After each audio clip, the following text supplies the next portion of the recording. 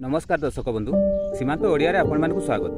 वर्तमान समग्र राज्य में तापमात्रा दिनकु दिन अहेतुक भाव वृद्धि पाइबार लगी। ग्रीष्म ऋतु में हाराहारी तापमात्रा 40 ରୁ 45 डिग्री पर्यंत रहुथिबा परिलक्षित होउछि। एही प्रक्रिया जदि जारी रहे आगामी किछि वर्ष मध्यरे तापमात्रा 50 डिग्री अतिक्रम करिवो। तेबे द्रुत गति रे जंगल क्षय ही यार मुख्य कारण बोली कुआ जाउछि। वर्तमान समग्र भारत वर्ष में 500 कोटी वृक्षर आवश्यकता रही। तेणु समस्त मिलित सहयोग ही आम यही लक्ष्य को पूरण कर परिवेशविद मैंने मत देउछन्ति। प्रतिवर्ष परी चलित वर्ष जुलाई मासरे वन महोत्सव आरंभ होगाकू जाउछि। तेणु जंगल विभाग और विभिन्न संगठन द्वारा वृक्षरोपण कार्यक्रम आयोजन करा जिवो। वन महोत्सव कार्यक्रम जेपरी सभा समिति सीमित न रहू सेप्रति आम समस्ते यत्नवान होगा आवश्यक। आम समस्ते गोटे गोटे गछ लगेबा और यार यत्न नेबा और परिवेश को सुरक्षित रखा आमर दायित्व।